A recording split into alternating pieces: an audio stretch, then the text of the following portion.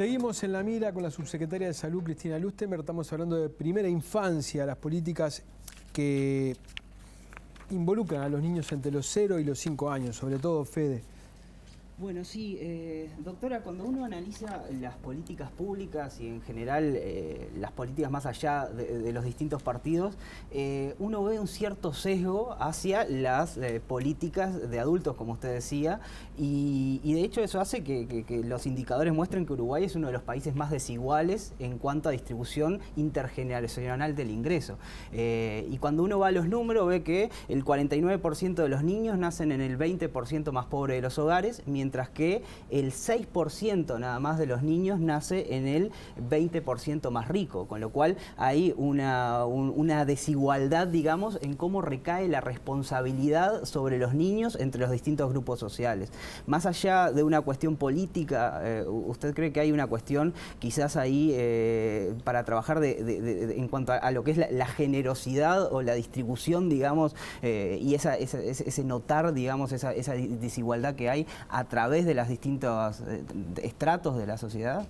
Sí, eso es claro, y hoy hablamos un poco también fuera de cámaras. Ustedes saben que este problema está identificado. Nosotros venimos trabajando haciendo una apuesta muy fuerte del reordenamiento de la matriz de protección social, haciendo acciones y políticas que impacten directamente en los hogares donde hay niños de todos los sectores socioeconómicos y haciendo un claro impacto en revertir esa desigualdad tan grande que hoy tenemos en los niveles y en los hogares donde viven niños en nuestro país. Por eso, cuando también nosotros ahora como Ministerio de Salud, en conjunto con la OPP y el UNFA, hemos dado a conocer las últimas cifras de fecundidad y de natalidad en el Uruguay, por primera vez puede haber un leve quiebre en la tendencia que los nacimientos están concentrados en los quintiles de mayores vulnerabilidades. Nosotros otro tema que no sé si en otra, que tiene mucho que ver con primera infancia, aunque no directamente, que es el embarazo en las adolescentes de forma no intencional. Junto con primera infancia, las dos etapas claves en el desarrollo del individuo son la primera infancia, en la etapa sobre todo de 0 a 3, y después la adolescencia temprana de 10 a 14, donde el Uruguay también tiene problemas y estamos trabajando, identificando estos problemas. Pero esto tiene que ver, y no se resuelve en lo que usted iba... ¿Comesaña? Sí.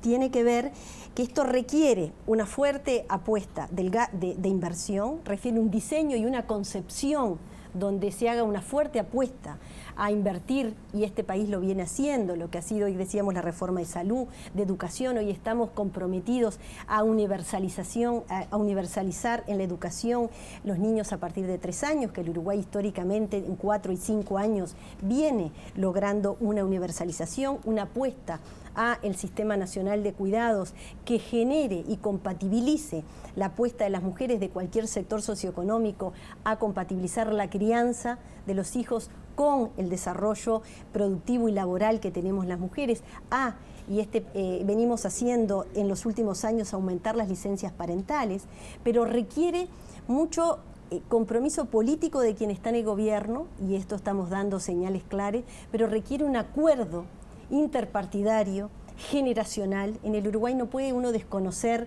el peso que tiene, y está bien. Nosotros tenemos desde el punto de vista demográfico, nacen muy pocos niños. En el Uruguay cada vez nacen menos niños, que también, y nacen muy concentrados en los hogares de mayores vulnerabilidades, y eso ha sido un tema estructural que estamos tratando con estas políticas de revertir. Lo que sí podemos decir es que tenemos una deuda histórica, y esto involucra a toda la sociedad, de cómo los adultos vemos y tratamos a los niños. Bueno, yo te quería preguntar eso, porque estamos hablando de políticas públicas, de cómo el Estado administra sus recursos y cómo...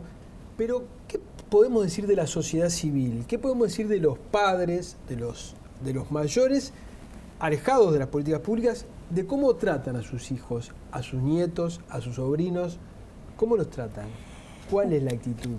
Bueno, ustedes vieron, y ahí también, y por eso requiere, nosotros tenemos datos concretos, y hay otra cosa que esto está muy medido. Cuando uno ve los datos, que el CIPIAB año a año, y yo trabajo desde mi lugar institucional muy cerca del CIPIAB y uno constata que en el Uruguay hay por año 2.700 casos atendidos por el sistema que trabaja y atiende las situaciones de abuso, de explotación sexual y de maltrato hacia los niños, que eso significa que 7 niños por día se acercan a algún centro de recepción local o algún centro de los de salud o del sistema educativo, que somos la puerta de entrada para atender estas situaciones. Nos damos cuenta que tenemos un problema real como sociedad.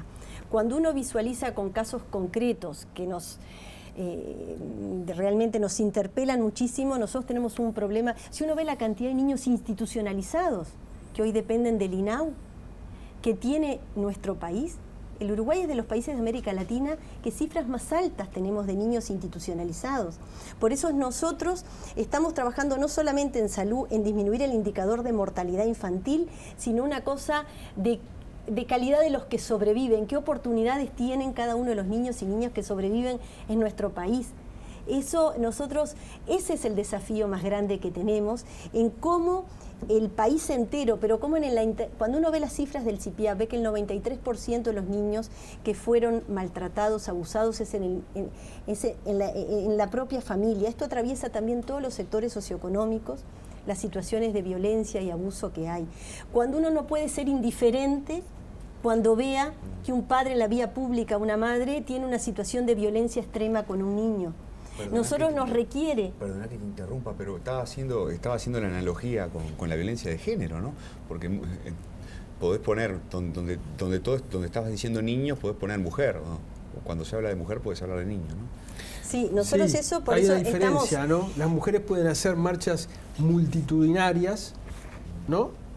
Las mujeres votan, los niños no pueden convocar a marchas multitudinarias. Los niños no votan. Nosotros estamos trabajando en un plan nacional también de trabajar mucho, ver el tema de la violencia de género y generaciones. Exacto. Nuestros equipos hoy de salud se están revirtiendo a de que no se puede ver solo la violencia doméstica, sino ver la violencia con una mirada mucho más integral, con especial énfasis en una mirada de género y generaciones. El Uruguay tiene 3 inequidades a resolver. Es la inequidad intergeneracional, que es esta. Nuestra pobreza, nuestros indicadores de vulnerabilidad están concentrados, pese a todos los avances que son indiscutibles de los últimos años, están concentrados en esta población, en los hogares donde hay niños y donde hay jóvenes. Después tenemos la inequidad territorial, porque también ese es un desafío cuando estamos trabajando y diseñando políticas. No es lo mismo, y por eso yo digo que es un desafío ético tan fuerte, ver que esa potencialidad que podemos nacer todos, porque el futuro de un niño que esté condicionado al lugar y las condiciones donde le tocó nacer, eso no nos lo podemos permitir. Y solamente en un país que nacen tan poquitos niños. Esa es la diferencia entre los países nórdicos y nosotros. Los países nórdicos, que también no están exentos hoy a dificultades sociales, vinculadas a cifras de violencia, de consumo que pueden tener de sustancias u otras vulnerabilidades que hoy tiene la sociedad contemporánea, ¿tá? Sí, los nórdicos hicieron una gran apuesta desde la década del 40 a invertir en las personas. La mejor inversión que puede hacer una sociedad para salir adelante es en las personas. Y esto comienza con políticas familiares generosas, con políticas de salud sexual y reproductiva que esté concentrada en decisión que tengan las mujeres y que esto evite, con políticas de empleo. Te faltó una de las, sí, de las la tres. tercera y la tercera es la de género, porque también no podemos saber que estas son las 3 inequidades, porque cuando uno ve todos los datos, desde las cifras de femicidios, las cifras de participación de las mujeres en el mundo laboral, las mujeres con el 52% de las universitarias que somos recibidas y cuántos accedemos a lugares de decisión, hay mucha inequidad de género y esto atraviesa a todos los sectores socioeconómicos. Pero esas 3 inequidades son las que el Uruguay tiene que trabajar, porque el Uruguay viene mejorando sus indicadores globales, pero detrás de la mejora de esos indicadores globales tenemos que poner especial ahínco y diseño, sobre todo en estas 3 inequidades. Yo sé que te apasionás y se nos va el tiempo nos va a quedar extremadamente corto, pero Fede, a ver.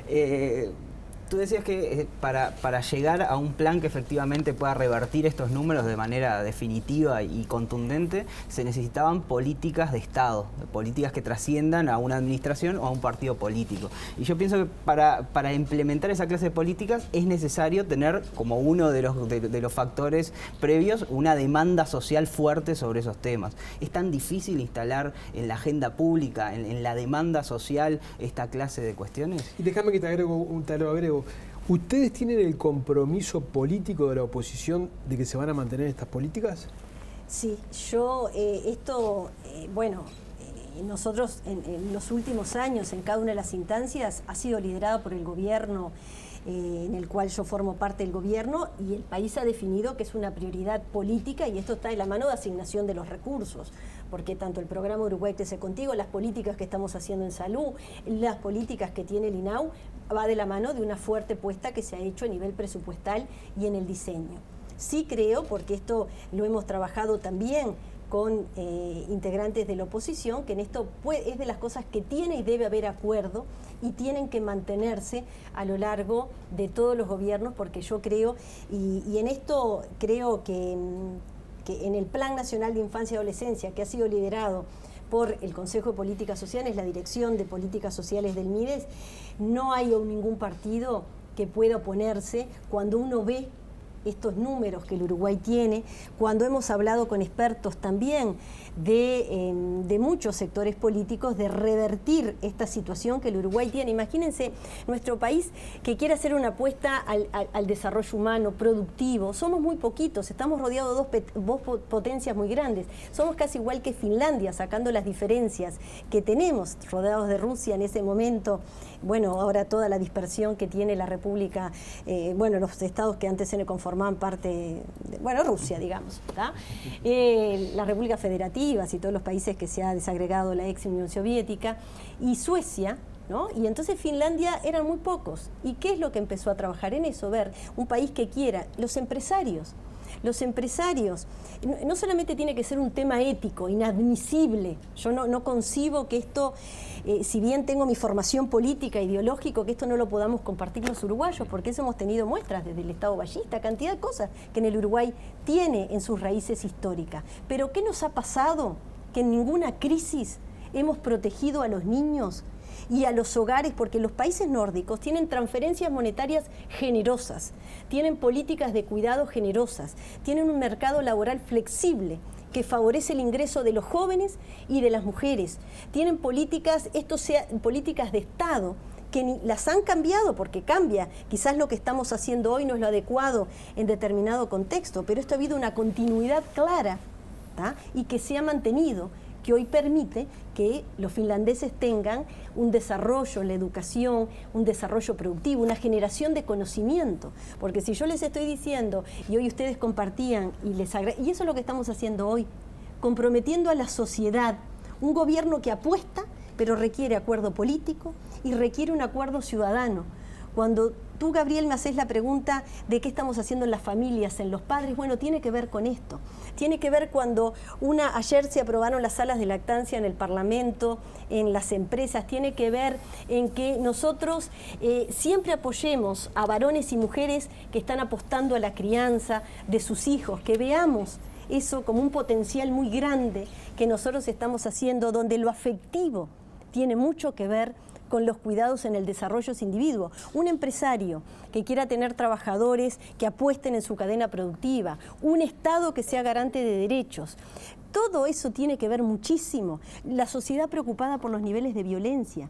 Un niño, un joven que vive en un hogar vinculado a situaciones de violencia, donde es maltratado, donde viven 6, 8 integrantes en una sola habitación, porque esto tiene que ver mucho con las otras políticas que impactan en cómo viven y se desarrollan los niños. Y con esto nunca quiero estigmatizar a los hogares más vulnerables, y por eso no hacer un correlativo de la pobreza con las cifras vinculadas a la inseguridad, a la delincuencia. No entiendo por qué hay ese miedo. El 99,9% de los presos de este Gabriel, país son pobres, Cristina. Pero es así, pero eso es lo que te quiero decir, pero quiero hay ser como respetuosa. Pero somos respetuosos, no es estigmatizar. Yo te quiero decir que, o digámoslo de una manera manera clara que sí tiene que ver, si tú me dejas terminar la frase, tiene que ver. O sea, tiene que ver, claro que sí. Cuando uno analiza la situación de las personas que están privadas de libertad, tiene que ver con las condiciones de vulnerabilidad. Eso, las cifras, todas tienen que ver. Y por eso es que yo digo que nunca uno puede también decir que todas las personas que viven una condición de vulnerabilidad uno los está condenando a determinado fracaso. Al contrario, porque el programa como Uruguay Crece Contigo, que trabaja en el hogar con las familias de mayor vulnerabilidad.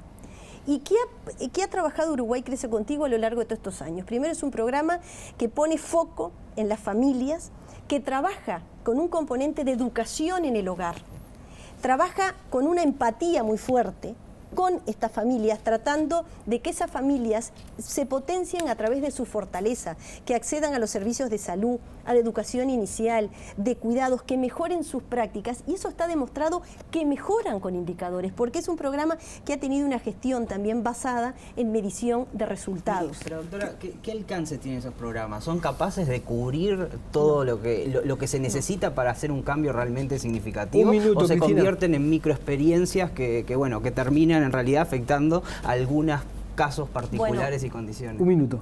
Un minuto, bueno, hoy Uruguay Crece Contigo, tengo creo los últimos datos que me pasó el programa, hoy inserto, está trabajando en 3.054 hogares, y fíjense que cuando uno tiene datos de los hogares donde hay niños realmente, hoy tenemos 41.000 niños pobres, cuando uno ve que serían 15.000 niños vinculados a la pobreza con algún factor de riesgo sanitario, ¿tá? Esto involucra que todavía nosotros estamos por debajo de la potencialidad de hogares que tendríamos que llegar.